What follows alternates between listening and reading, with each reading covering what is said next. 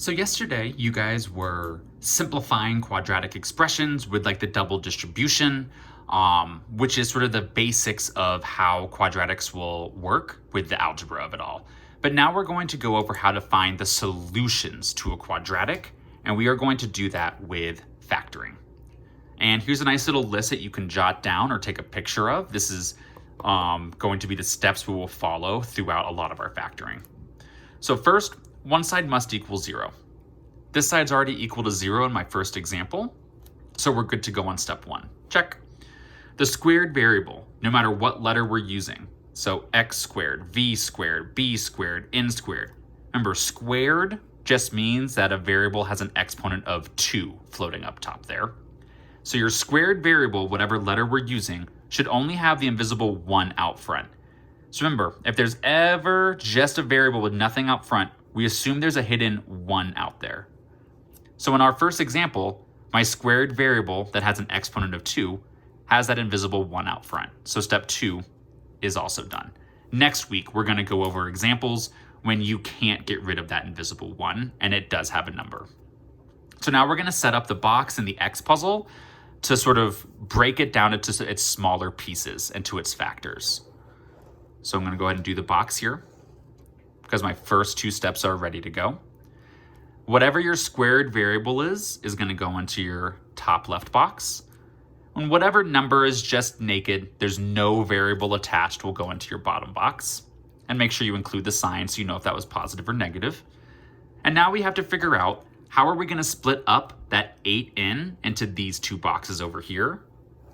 And this is where we're going to use our X puzzle, where you are going to take the very last number over here that has no variable, and that's always going to go on top.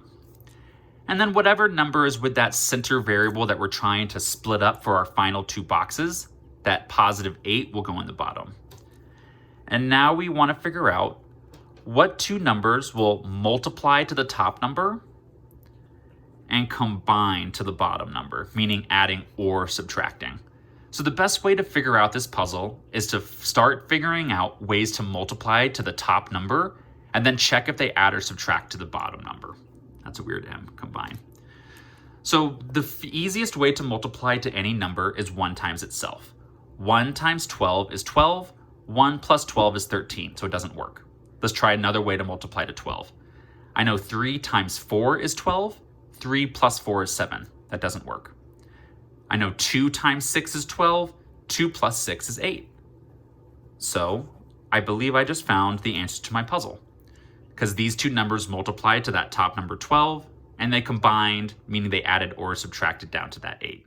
And since these are both positive, we added them to get to that 8. So that will become 2n and 6n. It doesn't matter if those were flipped, you're going to get the same answer either way. And now we're going to figure out these 4 edges that should multiply to what we have in the center. So we'll go 1 box at a time. So with n squared, what times what gets us n squared? We'll just good old n times n. And now n times what gets us that 2n? Well, n times 2, positive 2, would get us 2n. Make sure to include if it's plus or minus, that'll matter later. But n times 2 got us that 2n. Now n times what gets us that 6n? A positive 6. N times 6 gets us 6n. And then if we did this correctly, 2 times 6 should get us that nice 12. So now we're going to make 2 parentheses, still equal to 0.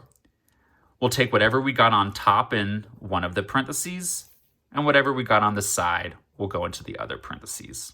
And these are your factors, which will be a very important idea as we continue to get more advanced throughout this. But when you find these 2 parentheses that would multiply back to the original, we have our factors. Now, so we just did this. We just set up the box and the X puzzle, and we turned our answers into factors, but now we still need to solve. I'm going to draw a nice little dividing line here, and you're going to take each parentheses equal to 0. Whatever you put in those parentheses for your factors, you're going to make 2 tiny little equations equal to that 0, and now we'll solve. What's the opposite of adding 2? Subtracting 2. So one solution will be n equals -2. And then the opposite of adding 6 is subtracting 6. So our other solution will be n equals -6. Now we're going to go and take these, your original equation, your factors, and our solutions, and we're going to check them on Desmos. But just to make sure you know, when we find solutions to quadratics, we technically found the x-intercepts of this once we graph it. So we already know that this equation is going to cross the x-axis at -2 and at -6. And if that means they're crossing the x-axis, automatically y is 0 for both of those. So whenever we have solutions to quadratics, we can quickly turn those into x-intercepts where y is 0. We know that that is our x-intercept, so y is 0. Now we're going to take these to Desmos. Desmos, for whatever reason, really doesn't like other letters other than x. So even if the problem that you're solving has other letters, like this one has n, we are going to replace all of it with x when we go to Desmos. So I'm going to go type in x squared plus 8x plus 12 equals 0. X squared, boop, boop, boop, boop. Oops, I should click on that, shouldn't I? X squared plus 8x plus 12 equals 0. And now I'm going to type in my factors. And if I did this correctly, then it's going to be the same exact graph as those purple lines that just appeared. And if you want to see the full thing, we can sort of zoom out. Looks like it goes really deep down there, but that's fine. So we see that it's here. So now we're going to type in our factors. But once again, we're going to change all the letters to x. So I'm going to go x plus 2, x plus 6. Oops. And it's their separate parentheses equal to 0. And if you go over here and click on the little black dot or whatever color dot is on yours, it should literally be exactly the same as the first original equation. So you can sort of click on and off. If they aren't literally identical, then you know you made a mistake. And then down here, we are going to type in our first x-intercept and then our second solution as an x-intercept. So we'll type in -2, 0. And if we did this correctly, boom, a dot will pop up on the x-axis where your graph was crossing the x-axis.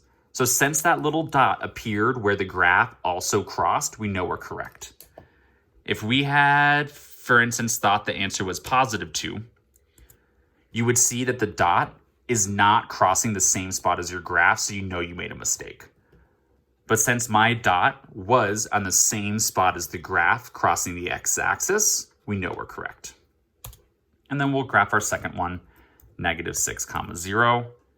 And voila, it also appeared right in the same spot where the graph hit the x-axis. If we had gotten a completely different number, like -5, we would see that it was not crossing the same spot as the graph, so we know we made a mistake. And then you're going to take a screenshot of this whole part, and then we can move on.